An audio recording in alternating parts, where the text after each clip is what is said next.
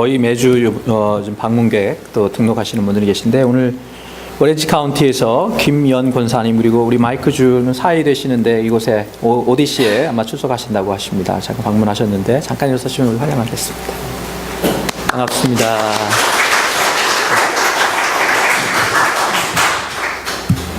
방문하셨지만 또 주 안에서 우리가 함께 형제자매고 우리가 아름다운 교제를 나눌 수 있으면 좋겠고, 우리 또 LA에서 오신 분이 계시니까 또 친교하시고 가시기 바랍니다. 우리 기도하겠습니다.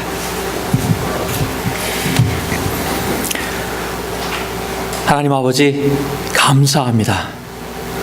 저희들에게 주님 그 놀라운 사랑과 은혜를 주시기 위해서 이 시간 거룩한 주일을 주시고 주님 전에 나와서 주님의 말씀을 통해서 주님을 만날 수 있는 축복을 허락해 주신 것 감사합니다.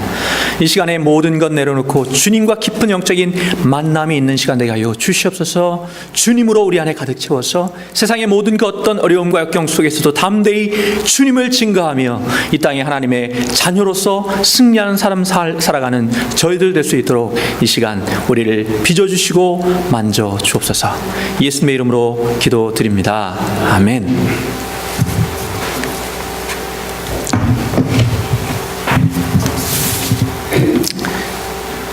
도산 안창호 선생님이 그 조선엔 인물이 없다, 그래서 나라가 망한 것이다, 이렇게 한탄하는 이들을 향해서 그렇게 인물이 없다고 하면서 그러는 당신은 왜 그런 인물이 될 준비를 지금 하지 않는가 라고 말했다고 합니다. 저희도 흔히 교회가 많이 썩었다, 또 말세다, 이런 얘기는 하고 듣는데, 제가 신학교에 있을 때 특별히 그런 얘기를 좀 많이 들었습니다.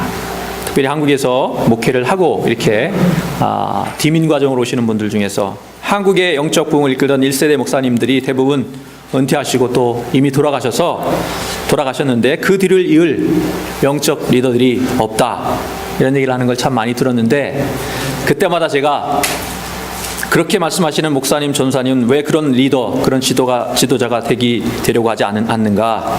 그것을 위해서 지금 뭘 준비하고 계시는가? 그렇게 제가 겉으로 묻지는 못했고, 속으로 그런 생각을 늘 가졌었습니다. 제가 이 자리에 있는 이유는 그것 때문이고요. 이민교회를 섬기는 것이 쉽지 않지만 그 가운데 하나님께서 분명한 뜻과 사명이 있기 때문에 기쁨과 감사함으로 우리가 함께 섬겨가고 있습니다. 저희가 사도행전을 올해 들어서 우리가 함께 묵상을 했는데, 사도행전을 묵상하는 그 가운데 우리가 하나님께서 교회를 어떻게 세워가셨고 그 교회가 어떻게 세상을 구원하는 도구로 쓰임받게 되었는지 우리가 살펴보고 있습니다. 그래서 그러한 교회를 우리도 함께 세워가기 위해서 지난주에 저는 너무 감사한 마음들이 들었습니다. 지난주에 우리 예배를 마치고 딱 갔을 때 무슨 일이 벌어졌습니까? 예배를 다 마치고 갔는데 이 밥이 안 됐습니다. 밥을 잊어버리고 커뮤니케이션이 잘 안 돼가지고 밥이 완전히 안 됐었습니다. 근데 감사한 것은 이게 제가 집에서 같은 경우에 왜냐면 한 40분 기다려야 되는 상황이에요. 집에 같았으면 10분만 기다리라 그랬어도 짜증내고 난리가 났을 텐데, 한 40분을 기다리는데도 아무도 불평하지 않으시고 오히려 배고파서 더 맛있게 먹었다고 얘기하시는 그 가운데서, 자, 이게 하나님께서 원하시는 공동체다. 우리가 사랑의 장로교회가 그렇게 주님께서 원하시는 모습으로 세워져 가고 있구나. 너무나도 감사했습니다. 교회는 그런 것입니다. 정말 사랑의 공동체, 서로가 서로의 잘못을 덮어주고 용서해주고 안아주고 그 안에서 하나님의 사랑을 경험할 수 있도록 하는 것이 교회가 되어야지. 이름은 하나님 부르는데 전혀 하나님 자녀다운 모습을 갖지 않는다면 그것은 하나님 원하시는 교회가 아닐 줄 압니다. 그러한 교회가 되기 위해서 우리가 더욱더 앞으로 열심히 또 사도행전을 우리가 살펴볼 텐데, 오늘부터는 좀 병행해서 신약만 내리하다 보니까 구약은 성경에도 없는가 그런 생각이 드는 것 같아서 오늘은 우리 구약 가운데서 특별히 여호수아를 병행해서 함께 앞으로 살펴보려고 합니다. 하나님께서 이스라엘을 구원하시기 위해서 세웠던 위대한 지도자 모세가 죽고서 그 위기의 상황 속에서 리더십을 물려받아서 모세도 하지 못했던 가나안 정복의 꿈을 일궈낸 영적 거장 여호수아, 하나님께서 그를 어떻게 빚어가셨고 또 그는 어떻게 자신을 준비해서 하나님의 나라를 위한 위대한 사역을 감당하게 되었는지 이제 함께 살펴보려고 합니다. 먼저 여호수아, 성경 전체를 통해서 우리가 함께 공부할 때 중요한 것은 두 가지 관점에서 바라보는 것이 굉장히 중요합니다. 박영선 목사님이 하나님의 열심이라는 책을 쓰셨는데 그게 뭐냐면, 흔히는 우리가 잘못해서 어떠한 인물을, 위대한 인물들을 살펴볼 때 그 인물이 얼마나 잘나서 그런 인물이 되었는가, 이런 것에 관점을 맞출 수가 있다는 거예요. 그런데 성경은 분명히 더 중요한 관점, 하나님께서 어떻게 그러한 자들을 빚어가셨는가, 이것이 굉장히 더 중요한 관점으로, 왜냐하면 여호수아가 위대했기 때문에 하나님이 쓰신 것이 아니고 하나님이 그를 쓰셨기 때문에 그것이 위대한 줄로 믿습니다. 우리도 마찬가지로 우리가 보잘것없을 수 있지만 하나님께서 우리를 들어 쓰실 때 우리 놀라운 영적 거장으로 이 땅에 하나님 나라를 일궈가는 그러한 일들을 위해서 저와 여러분 모두가 쓰임받을 수 있다는 사실입니다. 중요한 것은 어떻게 하나님께 붙들림받아서 우리가 쓰임받느냐, 이건데, 성경에 보니까 마태복음 13장에 겨자씨의 비유가 나와요.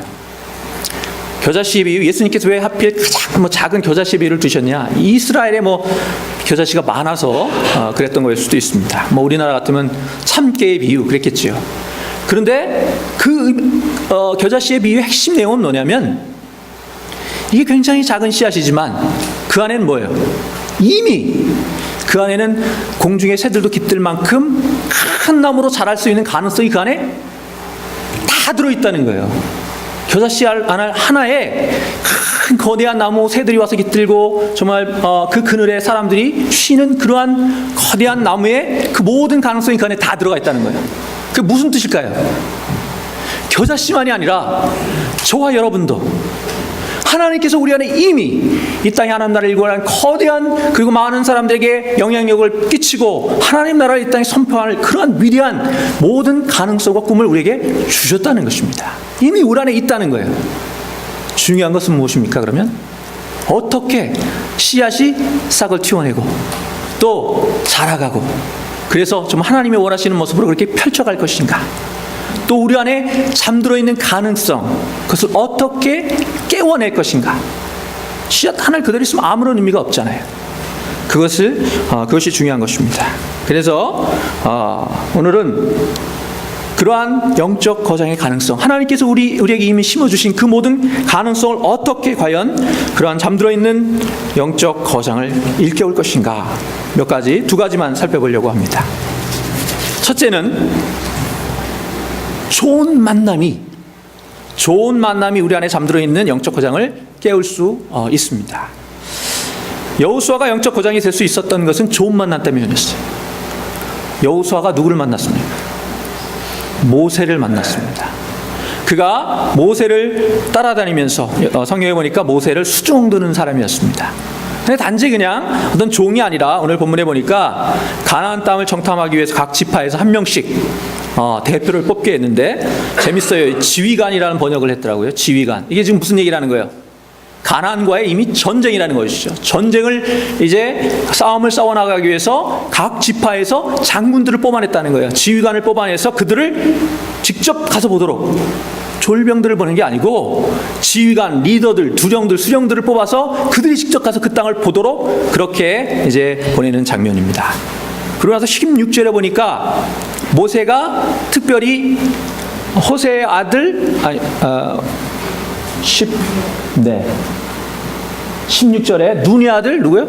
호세아를 여호수아라 불렀더라, 이렇게 얘기하고 있습니다. 이름을 새롭게 바꿔 부른다는 것이 굉장히 중요한 의미를 가질 때가 있는데, 예수님께서 시몬에게 뭐라고 이름을 붙여주셨어요? 베드로라고 이름을 붙여주셨습니다. 시몬이라는 것은 원래 갈대라는 뜻을 갖고 있다는 거죠. 그래서 갈릴리 호숫가에 많았던 갈대를 보고 아마 부모님이 그렇게 지어준 이름 같은데, 실제로 그 이름처럼 흔들리는 인생을 살았습니다. 그런데 주님께서는 그 속에 교회가 세워질 만큼 그렇게 강력한, 흔들리지 않는 반석과 같은 믿음을 보셨고, 그래서 그의 이름을 베드로라고 붙여주셨습니다. 마찬가지로 모세도 호세아에게 여호수아라는 이름을 붙여줬는데, 호세아는 구원이라는 뜻입니다. 근데 여호수아는 뭐냐면 그 앞에 뭐가 붙었냐? 야훼, 여호와가 붙은 거예요.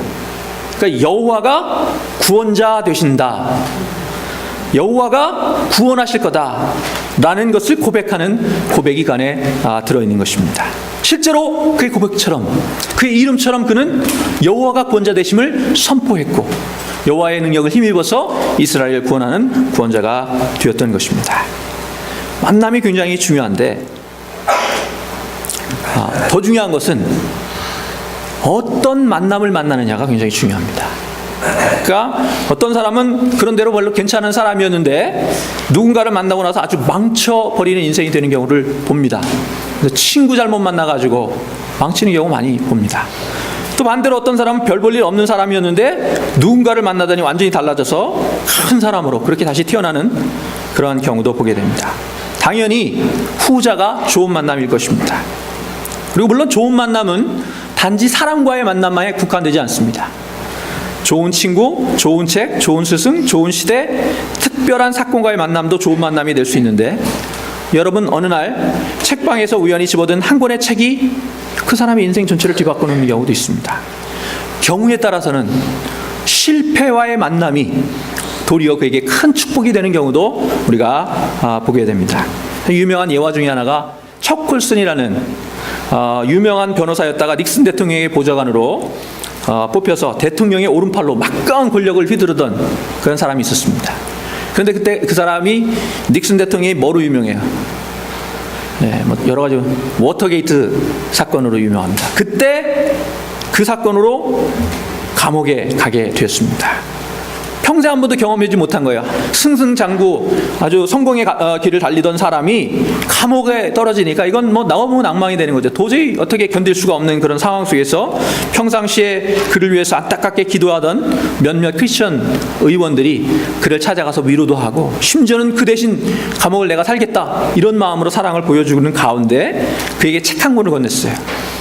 그게 뭐냐면 C.S. 루이스가 쓴 순전한 기독교라는 책입니다. 그 책을 읽고 그가 주님을 만났어요. 워낙 교만했던 사람이기 때문에 웬만한 사람들의 권위에는 전혀 끄떡도 하지 않았는데 C.S. 루이스가 굉장히 석학이잖아요. 이 순전한 기독교를 통해서 우리 보통 사람 같으면 어려워가지고 읽기도 힘든데 이 척콜스는 주님을 만나고 남은 여생을 누구도 그 당시까지 관심을 갖지 않던 죄수들을 위해서 온전히 헌신하겠다. 그렇게 해서 세워진 그 단체가 Prison Fellowship, 감옥 선교회입니다. 실제로 그래서 그는 그러한 삶을 지금까지 살고 있다고 합니다. 여러분, 좋은 만남 굉장히 중요한데 좋은 만남을 가만히 기다린다고 좋은 만남이 오진 않아요. 좋은 만남 우리가 위해서 좋은 책도 봐야 하고 찾아야 하고 또 좋은 친구도 찾아야 합니다. 특별히 훌륭한 멘토가 될 만한 분이 있으면 일부러 찾아갈 필요가 있어요.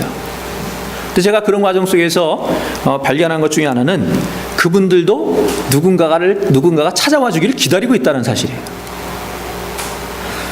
제가 한국에 있을 때 몇 번 소개해드렸던 우리 김정환 목사님 큰아들 김효세 목사님 계신데 미국에서는 제 집회할 때 미국에서 저 학생들 집회, 대학생 집회를 많이 하셨거든요. 그래서 그때 제가 멀리서 뵀던 기억이 있는데 아무런 그분에 대한 정보가 없다가 한국에 가서 목회를 하는 동안에 그분의 책을 삶으로 가르치는 것만 남는다라는 책을 제가 보고서 너무 마음에 와닿았어요. 그래서 제가 그분을 잘 알죠? 네, 그분은 저를 전혀 모르지만 그래서 그분에게 제가 대뜸 이메일을 드렸습니다. 이메일을 드려서 목사님 책을 읽고 특별히 장애 학생하고 비장애 학생을 통합해서 가르치는 교육 철학으로 하시는 것에 제가 굉장히 감동을 받았는데 제가 있던 지역의 교회가 원래는 이 달동네였습니다. 그래서 판자촌이었기 때문에 그 동네에 일부 남아있던 아이들과 그리고 새로 아파트촌이 들어서면서 새로 입주한 좀 중산층에 속하는 아이들 섞이지를 못하는 거예요. 갈등이 심한 것입니다. 그래서 제가 그 사실을 적어서 좀 무리하게라도 와주십사 제가 요청을 드렸어요. 저도 긴가민가 했죠. 이분이 워낙 바쁘신 스케줄이 짜져 있는데 제가 그때 봄쯤에 연락을 드려서 여름쯤인가 제가 부탁을 드렸던 것 같은데 그분이 어떻게 해주셨을 것 같아요? 본인의 일정을 조정해가지고 바꿔서 와주셨습니다. 여러분 박조준 목사님 저에게 오셨을 때 똑같아요. 박조준 목사님 저 전혀 모르는 분입니다. 제가 아틀란타 목회자 세미나에 갔다가 3박 4일 이제 일정 중에서 30분 정도 오셔서 설교를 하셨어요. 근데 그 말씀 듣다가 되게 많이 도전이 되어서 그때 제가 저희 그 사내장독에 막 부임했을 때거든요. 목사님 무조건 제가 다짜고짜 저 좀 가르쳐 주십시오, 지도해 주십시오 전화를 드렸어요. 그랬더니 그때는 통화를 길게 하실 수 없어서 이제 한국에 갈 때 샌프란시스코를 가는데 그때 시간을 내주겠다고 얘기하셨는데 결국은 어떻게 됐냐, 제 임직 예배 그리고 부흥회를 그래 오셔서 인도해 주셨고 지금도 가끔 제가 연락드립니다. 그것뿐이 아니죠. 여기 계시는 우리 여러 목사님들, 제가 공부만 하다가 보니까 목회금이 별로 없어서 도와주십사 하고 제가 간절히 부탁드렸더니 지금 오셔서 저보다 더 열심히 섬기시잖아요. 중요한 것은 함께 하나님의 나라를 이루기 위해서 동역하는 그 마음으로 우리가 함께 가는 것이고, 그 마음이 통하면 우리가 찾아가 도움을 구할 때 그분들도 기꺼이 도와주실 줄로 믿습니다. 그래서 누군가 여러분이 정말 멘토가 될 만한 분들이 있으면 일부러 찾아가셔야 돼요. 찾아가서 도움을 구하면 그 마음이 전해지면 그분들이 큰 도움을 주실 줄로 믿습니다. 근데 여러분, 많은 만남 가운데 가장 소중하고 가장 위대한 만남이 무엇이냐? 마크 트웨인이라는 사람이 이렇게 썼어요. 당신의 꿈을 하찮은 것으로 만들려는 사람들 가까이 하지 말라. 소인배들은 언제나 그렇게 한다. 그러나 진정으로 위대한 사람들은 당신 역시 위대해질 수 있음을 느끼게 한다. 무슨 말씀인지 이해가 되시죠? 우리 주변에 만나면 그냥 주눅들게 하고 뭔가 정말 나는 별 볼이 없는 사람처럼 그렇게 느끼게 하는 그런 사람은 좀 멀리 하라는 거예요. 정말 위대한 사람은 만나는 사람이 누구든지 그 사람이 부족함에도 불구하고 위대한 사람처럼 그렇게 느껴질 수 있도록 그렇게 만드는 사람이라는 거예요. 성경에 보니까 누가 그러셨냐? 예수님이 그러신 분이었어요. 예수님이. 베드로 정말 별 볼 일 없는 물고기 잡는 그런 평범한 사람이었어요. 무식한 사람이었어요. 그런데 주님을 만나서 주님 옆에 가니까 그게 뭐가 됐어요? 사람을 낚는 어부, 그리고 모든 교회를 이끌어가는 그런 영적 거장이 된 것입니다. 주님께서는 제자들을 향해서 또 우리들 향해서 뭐라고 얘기하시느냐? 나를 따르라 이렇게도 얘기하셨지만 무슨 얘기를 하셨습니까? 너희들이 나보다 더 큰 일을 하리라. 너희들이 나보다 더 큰 일을 하리라. 주님께서 그렇게 말씀하셨어요. 주님은 그것을 원하시는 분이십니다. 우리로 하여금 더 큰 일을 감당할 수 있도록 그렇게 기도하시고 또 그렇게 우리를 돕기 위해 성령을 보내주시고 우리와 함께 하시는 그런 분인 줄로 믿습니다. 우리 모두가 그 주님을 만날 때, 그래서 주님을 통해서 그 놀라운 우리 속에 잠들어있는 영적 거장을 깨우게 될 때에 위대한 영적 거장으로 서게 될 줄로 믿습니다. 한 가지만 더 이 만남에 관해서 얘기를 드린다면, 우리가 좋은 만남을 일부러 찾아가서라도 만들어내야 돼요. 좋은 책도 많이 봐야 됩니다. 그리고 좋은 만남을 가질 수 있도록 하나님의 도우심도 구해야 돼요. 내 마음대로만 되는 게 아니거든요. 하나님의 도우심을 구해야 됩니다. 그런데 한 가지 또 중요한 게 뭐냐면, 그런 내가 먼저 좋은 사람이 돼야 됩니다. 그런 내가 먼저 좋은 사람이 돼야 돼요. 숙명여대 장경철 교수님이란 분이 계신데 그분이 어떤 강의에서 이런 얘기를 하셨어요. 미남을 만나는 건 운일 수 있다. 미남이나 미인을 만나는 건 젊은 사람들한테 주로 대학교 교수님이시니까. 그런데 그들이 머물게 하는 건 실력이다. 이해가 되시죠? 우리가 좋은 사람을 지나치면서 만나는 일들은 많이 있을 거예요. 근데 그분이 나로 하여금 진정한 만남을 계속 유지되게 하려면 나 또한 그분에게 선한 영향을 미칠 수 있는 좋은 사람이어야만 그 만남이 유지가 됩니다. 아무리 주변에 훌륭한 분들이 많아도 그분과 좋은 교제의 관계를 유지하기 위해서는 나 역시 좋은 사람이 되어야 하는 것입니다. 좋은 만남을 잘 가꿔야 합니다. 좋은 만남은 그대로 그냥 유지되어 가지는 않아요.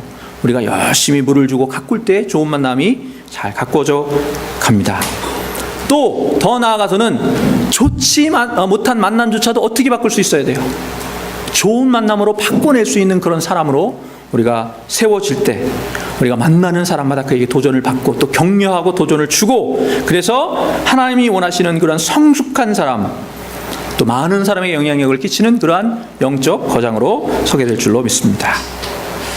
두 번째로 우리 속에 잠자고 있는 영적 거장을 깨울 수 있는 또 하나의 방법은 우리 안에 맡겨진 사명을 깨닫는 것입니다. 여호수아가 영적 거장이 될 수 있었던 것은 사명을 자각했기 때문입니다. 오늘 본문에서는 그에게 첫 번째 맡겨진 사명이 나와요. 무엇입니까? 가나안 땅을 이제 정탐하러 지금 보내는 것이죠. 그 사명을 잘 감당했습니다. 충실히. 다음 주에 좀 더 살펴보겠지만, 그러나 그 사명을 완수하는 과정에서 또 그 사명을 끝까지 부르짖었죠. 저들은 우리의 밥이다. 우리가 들어가서 하나님 우리와 함께 하시니 들어가자, 공격하자, 이렇게 얘기를 했는데 나머지 10명의 정탐꾼이 뭐라고 얘기했습니까? 우리는 메뚜기 같다, 그 사람들한테 대하면. 그래서 못 들어갔습니다. 그런 과정 속에서 여호수아는 무엇을 보았습니까? 이제 하나님께서 나를 통해서 이 이스라엘을 이끌고 들어가시기를 원하시는구나. 그러한 꿈을 품고 또 그 사명을 서서히 자신의 것으로 품어갔습니다. 하나님께서 우리에게 맡기신 일을 감당할 때 비록 작은 일이라도 성실하게 해서 감당하는 것이 필요해요.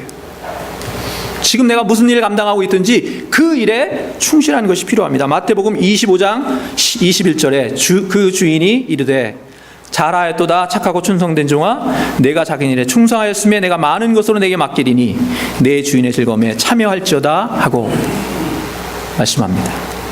여러분, 다윗이 양치는 사람이었어요. 근데 그는 양칠 때도 대충 치지 않았어요. 열심히 쳤습니다. 그래서 뭘 보면 알 수 있느냐? 그가 돌팔매질을 잘했어요. 근데 뭐 심심해서 한 게 아니라 뭘 위해서 그렇게 했습니까? 골리앗 때려잡으려고 그건 거 아니에요, 성경에. 뭘 위해서 했습니까? 자신에게 맡겨진 그 양들을 지켜내기 위해서, 사자나 맹수로부터 지켜내기 위해서 자기는 자기의 맡은 일에 충성하면서 열심히 그 일을 훈련했습니다. 그도 몰랐을 거예요. 나중에 그 돌팔매를 누구를 잡습니까? 골리앗을 잡는 데 썼습니다. 그가 양신의 일을 잘 감당하는 동안 이스라엘 민족을 이끄는 위대한 목자로 자신도 모르는 사이에 그렇게 세워져 갔던 것입니다. 하나님의 눈에 하찮은 일은 없습니다. 새로운 가능성을 발견하고 하나님 나라 확장을 위해서 조금이라도 쓰임받는 일이라면 그 어떠한 일도 결코 하찮은 일이 아닙니다. 우리가 선 자리에서 현재 있는 곳에서 우리를 통해서 이루시고자 하는 하나님의 뜻, 하나님의 사명, 그것을 찾기 위해 애쓰는 것이 필요합니다. 그래서 그것을 발견했을 때, 그것을 우리가 붙잡았을 때 우리는 새롭게 태어나게 되는 것입니다. 만남이 중요한 이유도 만남을 통해서 사명을 발견하게 되기 때문입니다. 저에게 여러 아까 말씀드렸던 귀한 만남들이 있었지만 가장 소중한 만남은 여러분 성도들과의 만남, 한인 이민자들과의 만남이었습니다. 저는 미국에 남을 생각이 하나도 없었습니다. 공부하고 빨리 마치고 한국으로 돌아갈 생각을 하고 박사과정을 했습니다. 그리고 필요하기 때문에 애리조나 유마의 채플린 원목으로 갔어요. 사실은 그 최명배 목사님께서 목회할 생각이 없냐 그랬을 때 전 단호히 노했습니다. 그리고 애리조나 유마로 가서 채플린을 하는 동안에 어쩔 수 없이 교회가 개척이 됐는데 설교만 해달라는 거예요. 다른 거 자기네들이 다 할 테니까. 속았습니다, 제가. 나중엔 다 저한테 떠맡기더라고. 처음에는 설교만 해주십시오. 그래서 병원에서 일하는 동안 저도 주일 교회를 가야 되니까 그래서 허락했는데, 그 가운데 한인자들의 고통과 아픔과 갈등과 상처들을 바라보면서 그 속에서 저를 부르시는 하나님의 음성을 듣게 되었고, 그래서 제가 이민교회를 섬기겠다는 그런 꿈과 비전을 품게 되었습니다. 지금도 제가 가면 초대 목회자로 사진이 붙어 있더라고요. 아직도 연락하고 있습니다. 그때 저에게 주신 그 사명 때문에 제가 이 자리에 있습니다. 많은 목사님들이 미국에서 목회하시다가 어느 정도 경험이 쌓여지시면 한국으로 가시더라고요. 근데 저는 거꾸로 한국에서 목회하다가 미국으로 왔습니다. 친구들이 다 말리고 난리 났지만 저는 오히려 이민교회가 정말 헌신된 목회자가 더 필요한 곳이다. 한국엔 너무 목회자들이 많다. 요즘엔 이민교회도 많지만, 그런 생각이 들었기 때문에 이곳에 오게 되었고, 또 사랑의 장로교회를 섬기면서 한 영혼 한 영혼이 정말 얼마나 소중한가, 하나님이 우리를 바라보실 때 얼마나 안타까움으로 바라보실지 그런 것들을 깊이 체험하고 있습니다. 야생초 편지라는 황대건 씨가 쓴 감옥에서 쓴 편지 모음집이 있습니다. 이분은 서울대 농대를 졸업하고 꿈 많던 젊은 시절에 이 학원 간첩단 사건에 연루돼서 무기징역을 선고받았어요. 그래서 1985년부터 98년까지 30살에서 40세까지 무려 13년 2개월 이 젊은 청춘을 감옥에서 보내게 됐습니다.